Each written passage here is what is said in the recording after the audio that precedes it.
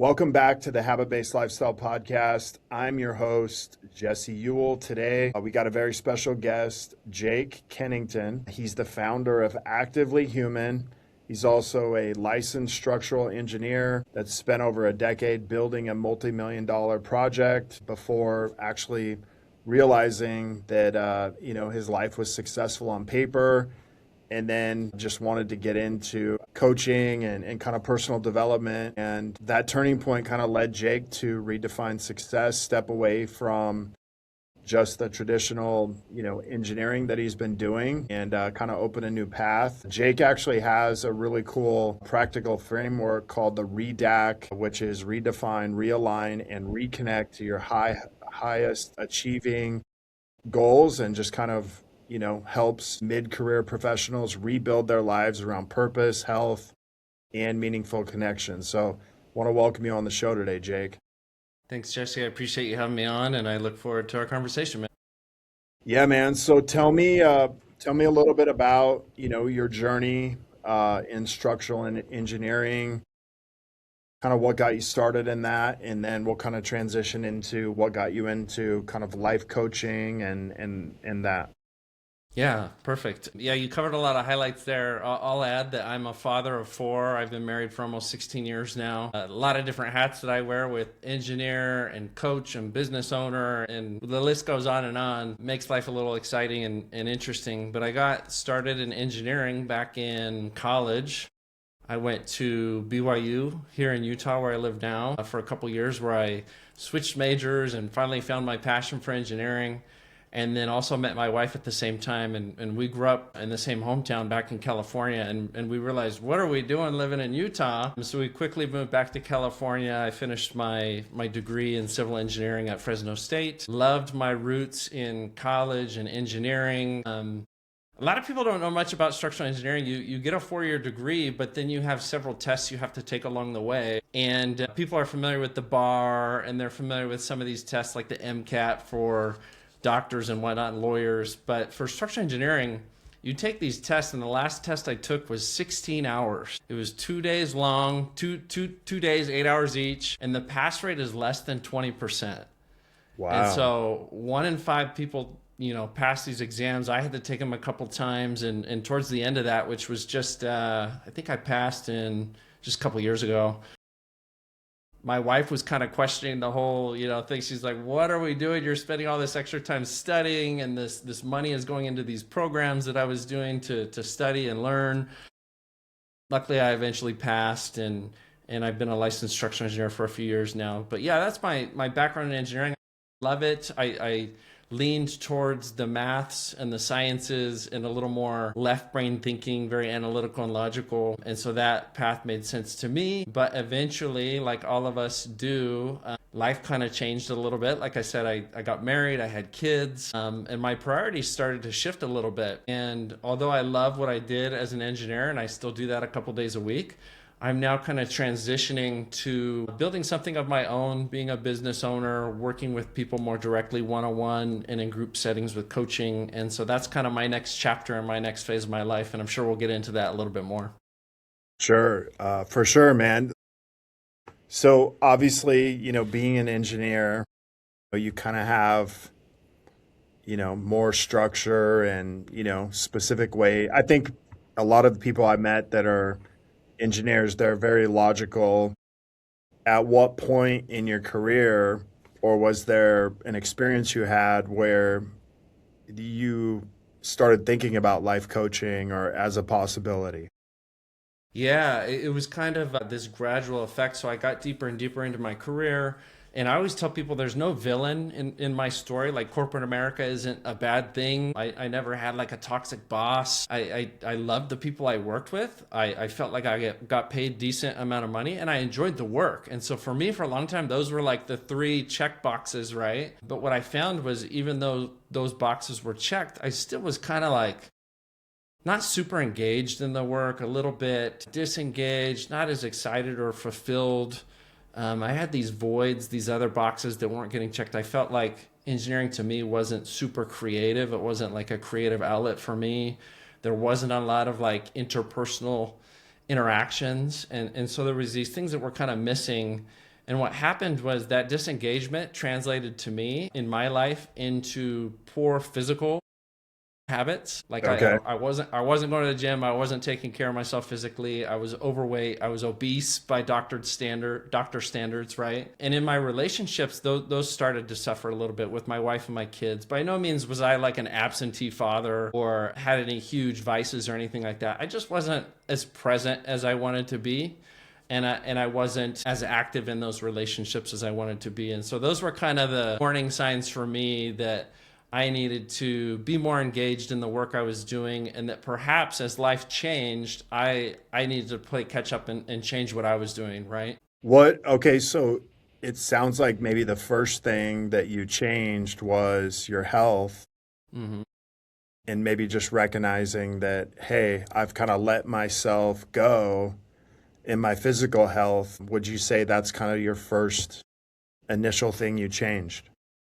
Yeah, I think when anybody's in the situation that I was in, where you're kind of, again, disengaged, kind of squandering your time, you're externally successful. Like I had climbed the mountain of like college and the promotions and passing these exams, but internally I wasn't really on fire, right?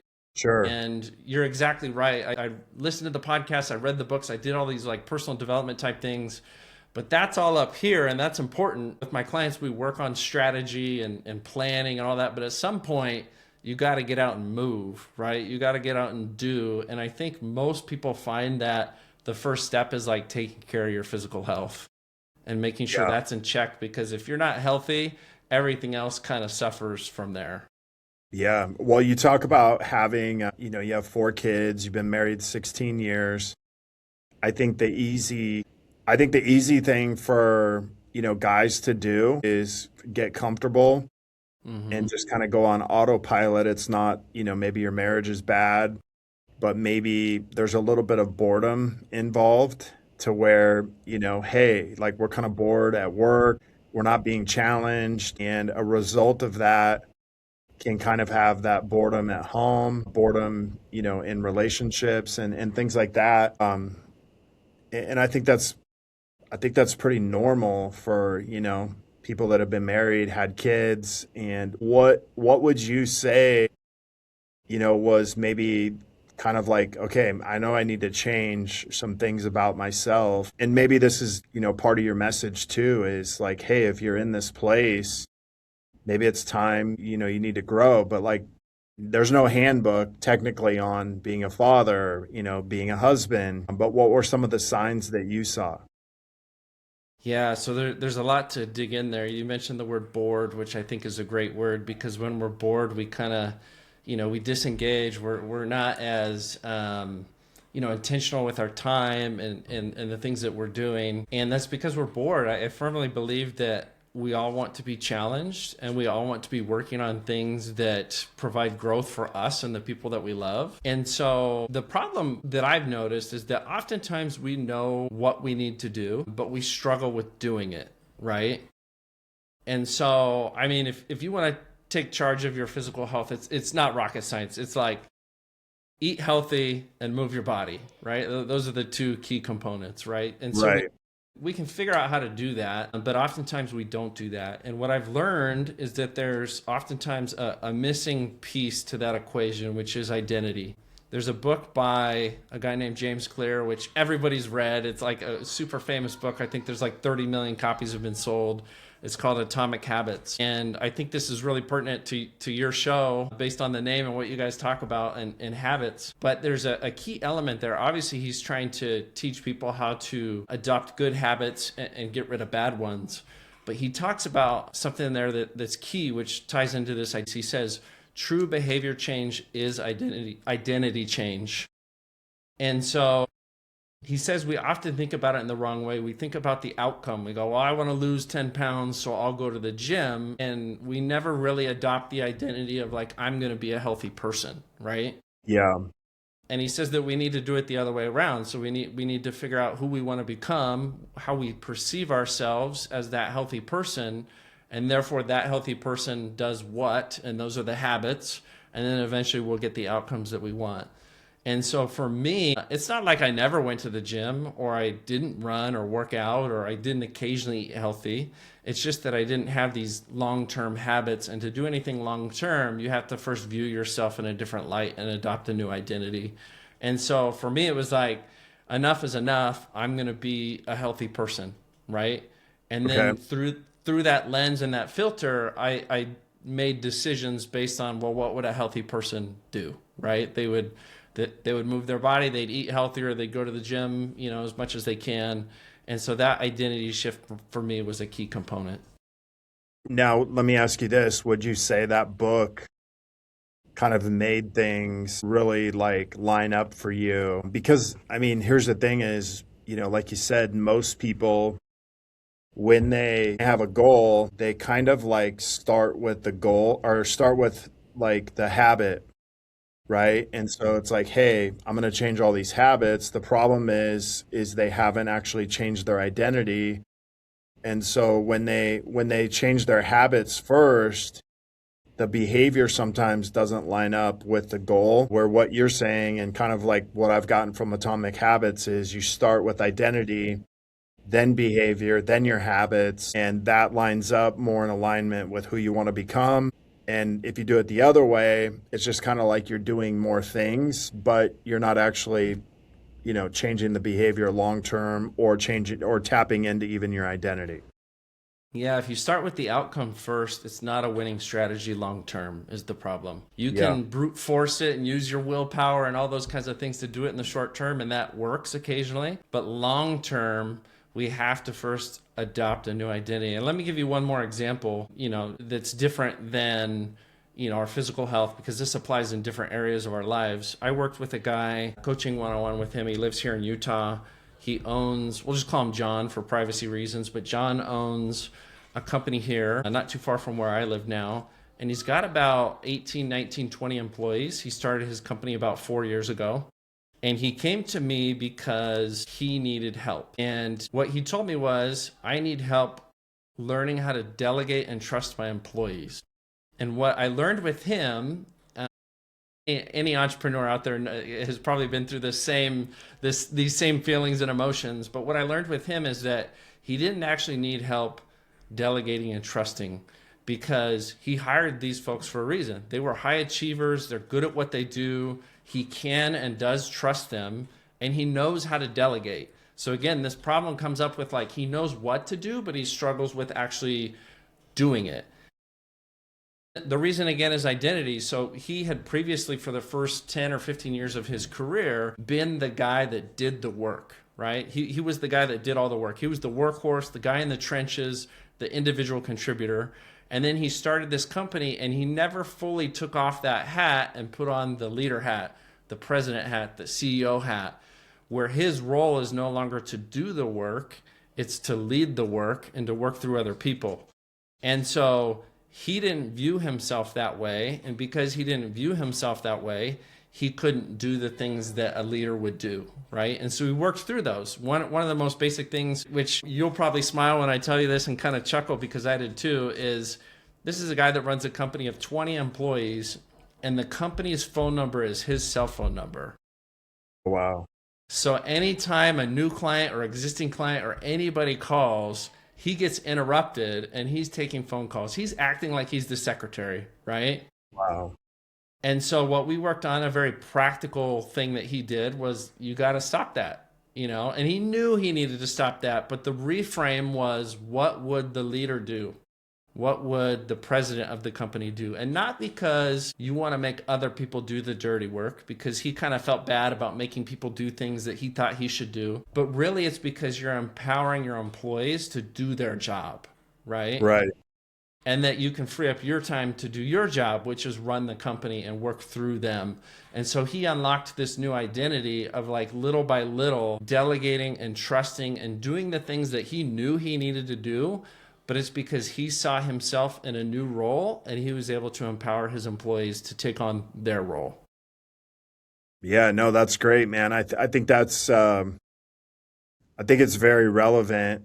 I think sometimes, we don't want to let go of that part because then we let go of control, or at least what we think is control. But it's like, I see this a lot of times in the business owners I work with where, you're like, hey, you have these people working for you. Why aren't you actually telling them what you want them to do? And I find a lot of times is the system is in the business owner's head and they don't actually teach their people or implement the system. And so it's always in their head. So they always have to kind of run around doing other people's work, and then they get frustrated at their employees, and then they just kind of complain about them that they don't do what they want them to do. And then it's like, well, what's the system? And they're like, well, they should know. And it's like, well, they don't know. And that's why, you're not getting them to do the things you want them to do. So, well, let's talk about this, man, because you've kind of brought this up a couple times, is like, I think today there's more information available to us, but the application is kind of what people are missing. So it's not like they don't know what to do. It's typically like, okay, well, where do I actually get started? And then how do I filter through all this information and start to apply it? And that's where I think maybe now, today more than ever, it's more confusing. How do you feel about that? There's, like I said, when I was kind of going through my own period of crisis, and I knew things weren't headed in the right direction, but I didn't know what to do next. It's like we reach out to the self-improvement book, the podcast like this, and these are all good tools. They're great. I'm so glad we have all of them, but we kind of drown in information, right? In the planning and the strategy and the thinking, and at some point we have to get moving. My experience is that when we're younger, I think it's like in junior high or high school, when we're in one of those math classes, maybe geometry or something, we're taught that the shortest distance between 2 points is a straight line, right? But my experience in life is that never happens, meaning the shortest distance between where you are and where you want to be is never a straight line.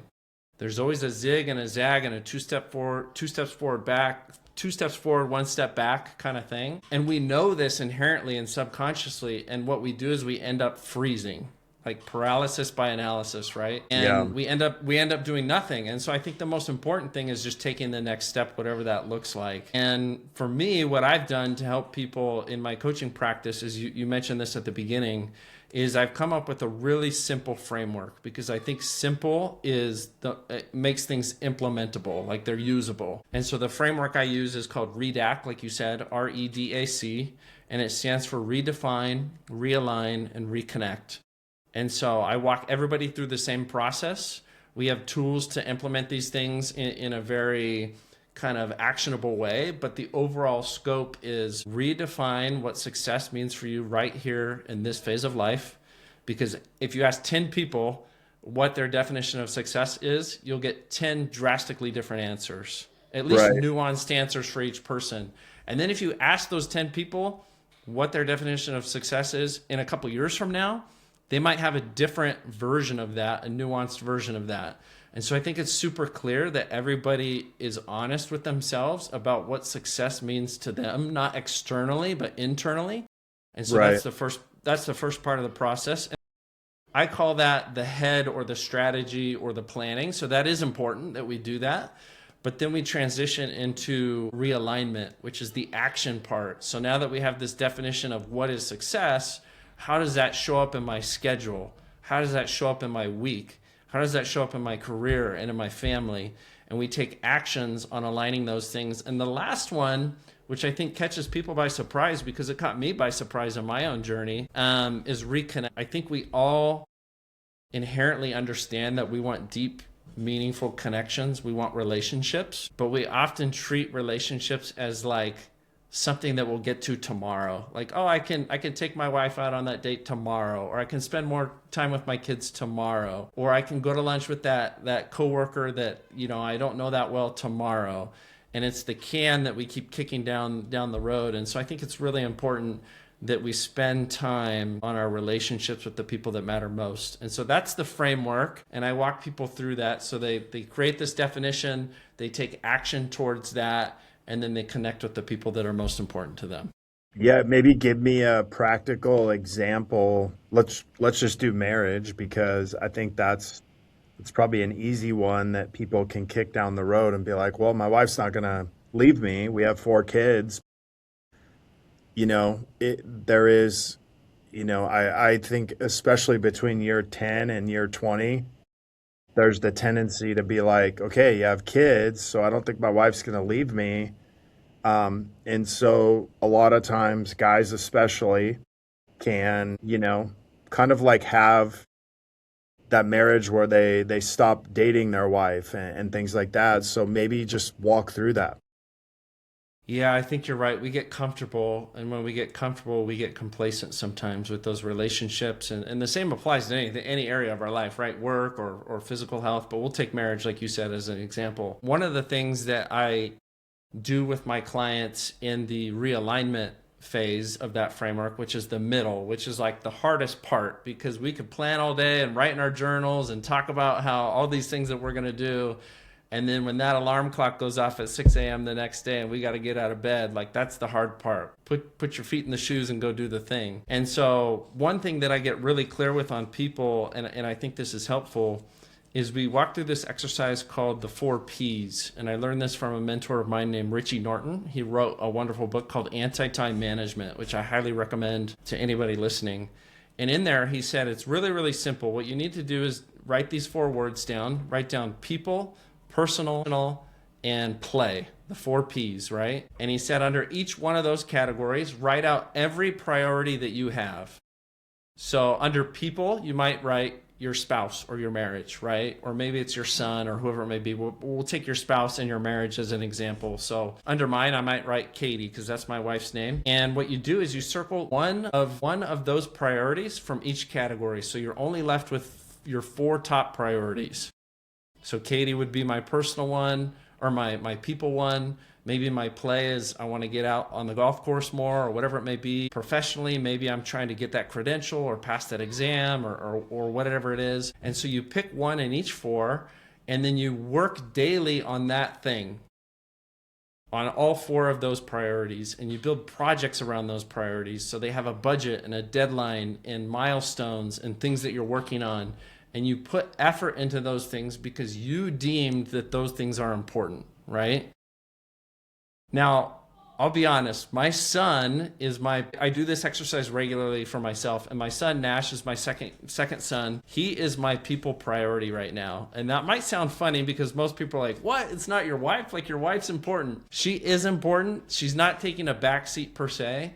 But every day right now, Nash is super important to me because he's at an age where he needs his dad and he's going through some things. And so in the short term, for maybe the next couple of weeks or months, he is my focus for my people priority. And I built a project around him. In fact, I'm writing a children's book for him right now. And we're going to self-publish that on Amazon later this year. So he's involved in the writing and hiring the illustrator and that whole process. And he gets to have this kind of heirloom or this thing that he inherits that he hopefully can pass on to his kid. And there's obviously going to be a moral to the story and something to pass on to him as far as message and life lesson. But for this period of life right now, I'm actively working on deepening that relationship with my son. Maybe in a couple weeks or months, my wife now becomes the number 1 priority and she's my focus. But the reason this works is because it's very actionable and very practical. But also, if you go through this exercise and you write down all your priorities in all 4 of these categories, you're going to have like 80 to 100 things. And if you try to do all of those things, you're smiling. You're going to make no meaningful progress on any of them, right? And I think what we try to do, especially as fathers and family men and women, is we try to juggle all these things and do everything perfectly, and we shoot ourselves in our own foot because really we're doing nothing. We're just kind of treading water and not making any progress. And so I think that's a really practical takeaway for anybody listening is like, do this exercise. Sit down, list out the 4 Ps, write down all your priorities, circle your top 4, 1 in each category, and build a project around that for the short term and put effort into that daily. It doesn't have to be this big thing. You don't have to spend hours on each one of these every day. If your wife is your priority, maybe daily you're just giving her a compliment, right? but it's something above and beyond that's intentional that you're really putting effort into. Yeah, I think it's a good point of like, I think a lot of guys think, hey, I need to talk to my wife for an hour every day or it doesn't count. And then it's kind of like working out, right? It's like if I don't work out for an hour, it doesn't count as a workout, so then they just don't do it. So it's Mm. kind of the same thing with maybe our wife is like, hey, if I don't spend an hour with her, it doesn't count, so I'm just not going to do it. And we get married almost to a religion of it versus a relationship, right? And when we make goals a religion versus a relationship, I think that's where we get disconnected away from them. But I think it's really cool that I think for a season, our wives, our kids, they're going to need us more. And each kid, like my middle daughter, is kind of going through her driving. She's getting her license, and like I need to take her out driving more. And so I'm going to be more intentional with her for a season where maybe last season I was more intentional with my son because he was playing high school football. He was a senior. And I think it's important for us as parents to recognize that whether it's with our wives or our kids, having four kids, it's like if you try to have equal amount of attention or intention, you're probably not going to have any. And so then that's where we really beat ourselves up. And that's ultimately what kind of what I hear from you is like, hey, let's be intentional about specific relationships in different seasons. Meanwhile, it doesn't mean you drop all the other ones. It just means that you kind of have like that standard already set. Some of the other ones are going to require, a little more effort to grow it. And that's what I think is really important. And that's kind of what it sounds like you're saying. Yeah, I agree with you 100%. Having an all or nothing mentality is not helpful in the long term. So what I have people do that I work with is they build these priorities, these 4Ps. They build projects around these 4 priorities. And then we have a system in place for accountability where they report on a daily basis for 50 days how they're doing as far as the effort that they're putting in. It's not outcome based, and it's not a checkbox like did I do it or didn't I do it, because that's the like all or nothing. Did I go to the gym for an hour or did I not do it? And so the way we do that is I ask them one simple question. It's in a spreadsheet, and they rate themselves on a scale from 0 to 10. And the question is, did I do my best to make progress in this area? So your personal, professional, play, and people goal or priority or project. And they rate themselves on a 0 to 10. And to be honest, I do this myself. Not every day is a 10, right? And not every category is a 10. But Right. you keep track of that to kind of measure the effort that you're putting in, because inevitably, if you put in the effort, you'll get the results, right? And this is kind of the identity that we talked about. We're not aiming at a goal or an outcome, although those help us set the aim. Really, we're trying to become a better version of ourselves, right? And so if this is what's so funny is when I have people go through this exercise and I say, what are the 4 most important things to do right now in these categories? And they outline it all and they're like, okay, these are my projects. And they don't often say it, but I can see it in their eyes. They're like, I don't have the time for this. Yeah. And I'm like, you literally just told me these are the 4 most important things to do in your life right now. And now you're following up with, I don't have the time. And again, oftentimes they don't say it, but I can see that they're like, how does this fit into my life? And again, you said something pretty profound. It's like, they're not all equal either, these 4 priorities. Some might take up more of your time every day. Some might take up less. But the point is that you're putting effort into the things that you said were important to you. And over time, those small efforts compound. Yeah, no, that's great, man. Yeah, let me ask you this. What are some common indicators that you see where someone's life may be out of alignment? And I'm kind of talking about before they hit burnout or some of those things, right? Because we already kind of know what happens once it's almost like too late. But what would you say are some common indicators? Yeah, the most obvious ones are hard because they're not so obvious because it's kind of more internal. But if you're asking yourself questions like, is this it? Like is this it, or what's next, or do I really want to do this forever? And that could be professionally, but that could also be on a personal level with whatever you're doing in your life. What I've learned is that, is this it for me? Because I was asking myself that question several years ago. Translated to me, what it translated to was, if I keep doing what I'm doing now, I'm not going to become the person that I want to be. Right. And so I knew that something was off there. And again, there's no villain in the story. Corporate America isn't horrible. Engineering's like fantastic. I love it. But what serves us for a period of time in our lives doesn't always necessarily serve us now or in the future. And so I was explaining this to my son the other day, this concept of, it's not good versus bad, it's good, better, best, right? And so as life progresses, sometimes we have to shed these old identities, these old versions of ourselves, and we have to adopt a new identity, which is incredibly difficult, but also engaging and challenging and fulfilling, right? And so I think those kind of internal questions of like, is this it? Am I going to be doing this for 30 years? Do I want to do this, for another decade or two? And then start asking yourself like, well, what's next? What does this look like? What do I want from life? What is the life I want to build? And it goes away from chasing a career into thinking about the life that you want to build. And I think a lot of people can relate with that, because for the first half of life, probably up until mid to late 30s, most people, we go to college, we get the job, we put our head down and we work hard. And there's nothing wrong with that. In fact, that's just a pattern that like most of humanity follows. But at some point, we start asking those internal questions of like, is this it, and what's next?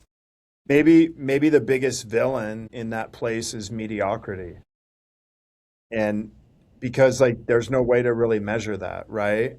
I think it's different for everybody, but I think one of the key things is like, hey, am I growing or am I shrinking? You know what I mean? And when you're in the middle, it kind of is almost like you don't recognize it until something like breaks, or and that's like, to me, that might be the biggest villain of them all, because you don't really see it, right? And sometimes it takes someone like yourself, a coach, that's like, hey, like, are you challenging yourself? Are you growing? And like, I think that's where like that boredom sets in, is just that mediocrity.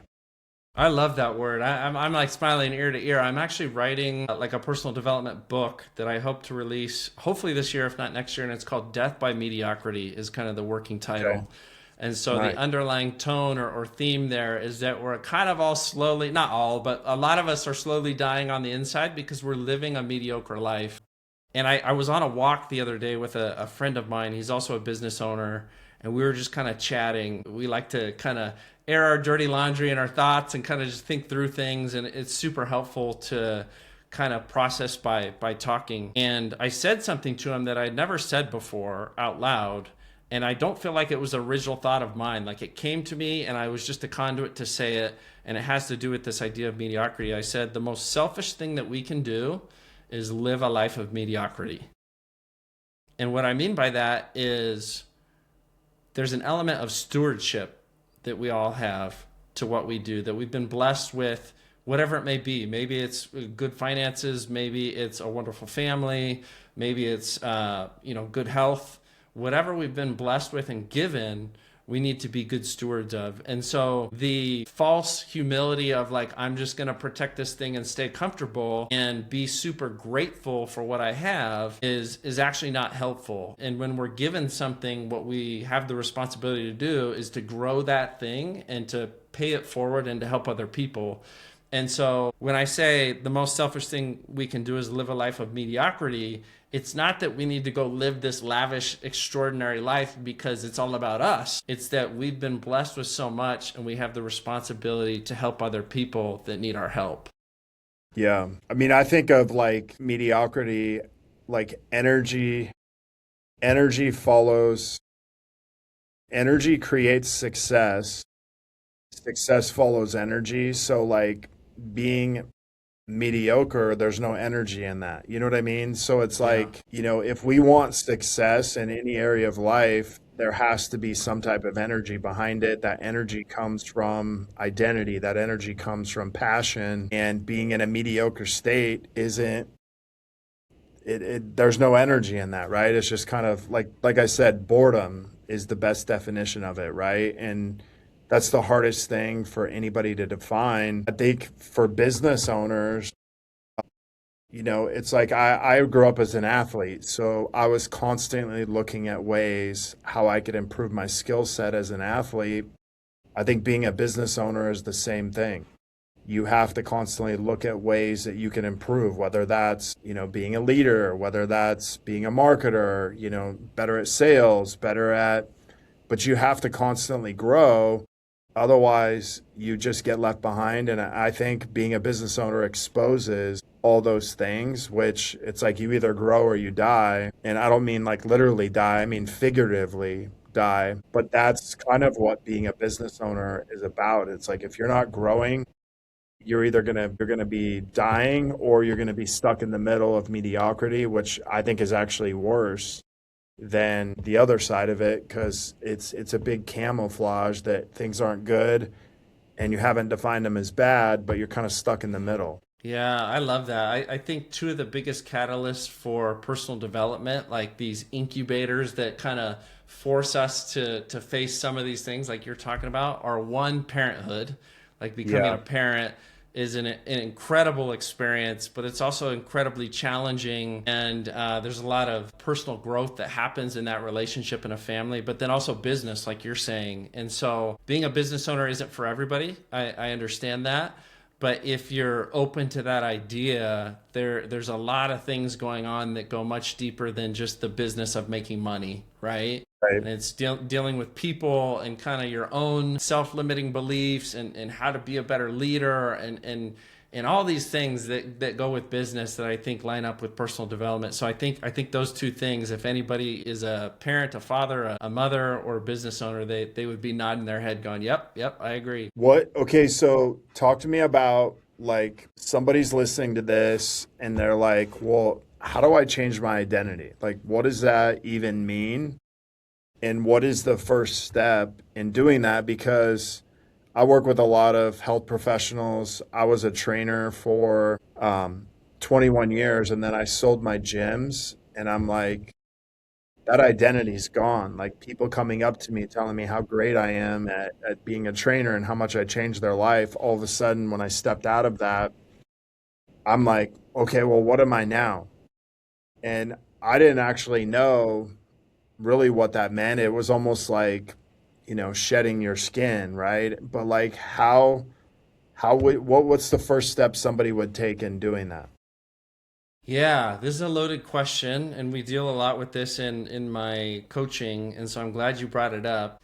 Let me share a little bit of my personal experience, and hopefully I can answer your question in a short amount of time here, because it's difficult. It's easy again on paper to be like, well, I am this way, but I want to be that way, and your question is like, well, how do you do that? The short answer is you decide who you want to be, and then you follow that up with action. And it's kind of this loop. It's this flywheel effect of one feeds the other. It's a little bit of like the chicken or the egg, right? And it just goes in a circle, right? Yeah. So you decide who you want to be, and then you take action that reinforces the identity that you want to adopt. So that's the easy answer. But I'll share my experience with transitioning out of corporate America and working for myself. And so 2 years ago, I adopted this new identity. For almost 40 years of my life, I told myself I was not an entrepreneur because I grew up around a father that worked for himself for my entire life, and I saw the stresses and the struggles of owning your own business. He was a jeweler for 40 years. He had a handful of employees. I grew up in the jewelry shop and I saw everything, right? And as a little kid, I thought that's not for me. Like, that's too stressful. I don't want that. And so in the back of my mind, I was like, I am not an entrepreneur. It's a story I told myself, but it stuck. And 2 years ago, I hired my own coach because I was going through some of these difficult times of like, what's next? And is this it? And is this really the life that I want? And I hired a coach, and he helped me unlock this new identity of I am an entrepreneur. I can do this. I want to do this. But what you're asking is, how do you go from I'm not to I am, right? And what does that transition look like?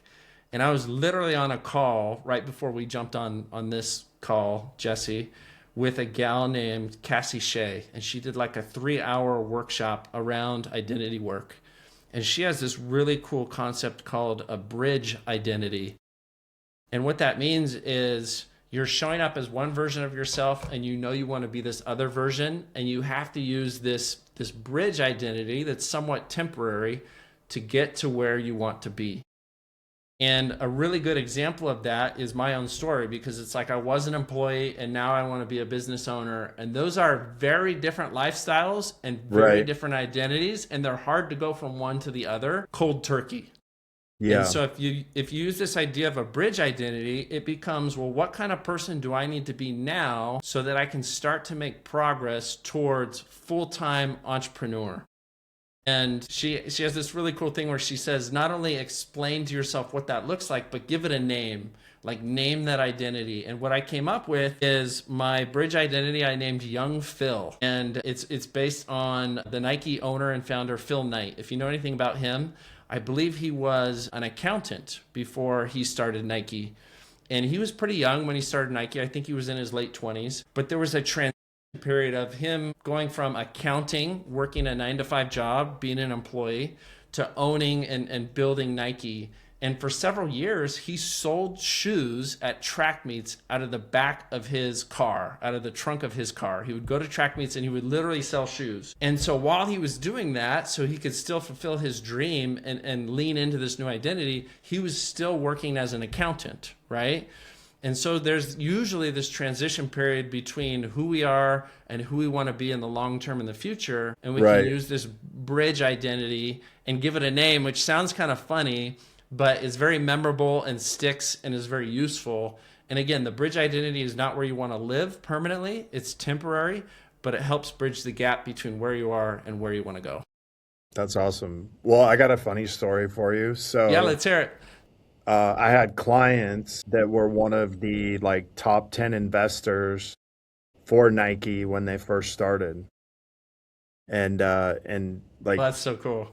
They actually came to their sporting goods store and asked them if they wanted to invest into Nike and into like, you know, Phil Knight, and they decided to do it. And I mean, it kind of like left them like a legacy type money. So, I mean, they were actually clients. Cool. That's awesome. Yeah, their family was clients of ours in one of my training facilities. So so cool. I love Phil Knight's story. I hope I can meet him someday. Yeah, man, he's pretty incredible. So a couple quick questions, and then I want to be respectful of your time. So number one, what is one habit that you do almost daily that you feel like really helps you? Whether it's like mentally, physically, whatever, like what's one go-to habit? My go-to habit is probably journaling of some sort. And what I've learned over the years is that's very broad for people. Like that could be kind of meditating and writing. That could be a one-line journal. That could be free writing. I just have something on my phone that I keep track of every day. And for me, the reason it's so beneficial is because my brain goes a million miles an hour. I'm always thinking about all these different things. I probably have undiagnosed ADD or something, but I need time, even if it's 15 or 20 or 30 minutes a day, to slow down. And I think everybody needs a little bit more of that. And so usually I walk every day. That's kind of my meditation, my form of prayer. And I write in a journal. And those things have been hugely impactful on really just my peace and my happiness. I mean, I've been doing these things for a while, but recently my wife came to me and she said, you know those things you do in the morning when you like write and you're in your journal and you read and you go on your walk? And I was like, yeah. And this was unsolicited. I didn't ask her this. She just kind of offered it up. She goes, you know when you do those things? And I said, yeah, why? She goes, you're a lot nicer of a person when you do those things. And I was like, that's good, because sometimes you feel a little selfish working on yourself, right? What I've learned is that the more you put energy and time into yourself, you can show up better for the people that you love. Yeah, no, that's great. I agree 100%, man. If I don't get a workout in the morning and do some of my stuff, my wife's like, "Did you work out this morning?" My wife's Katie. My wife's name's Katie also. So I love that. Yeah, tell her I said hi. yeah, I will. So, hey, man, like I know we've kind of covered a lot today. If somebody wants to kind of find out more about you, I know you also have like a free resource for people. I'm going to put it in the show notes, but can you tell the listeners about that? Yeah, that'd be great. I appreciate that. So my website is called activelyhuman.com, and there is a free resource on there. If you go to that website, again, activelyhuman.com, at the very top, there's going to be a button that you can click on to get a free resource called the Own Your Life Playbook.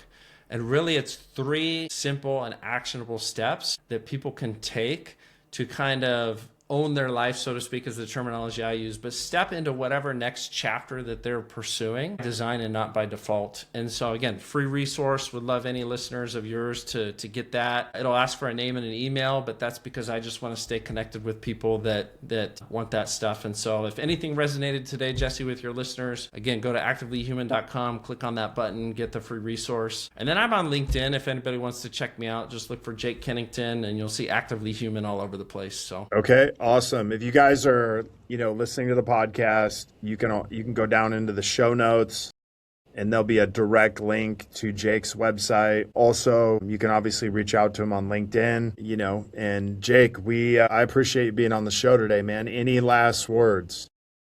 I appreciate you having me on the show, and it's been a phenomenal conversation, and let's stay connected, Jesse. I appreciate it.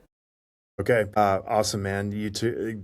The feeling is mutual and love the work you're doing, man. So thank you so much. If you guys are looking to connect further with a group of like-minded health professionals, business owners, you can go down in the show notes. You can join the Habit-Based Lifestyle and Business Secrets group on Facebook. You can jump into the group, interact. If you have any questions or want to be a guest on one of our next episodes, feel free to reach out to me, Jesse at habitbasedlifestyle.com. Until next episode, have a great day.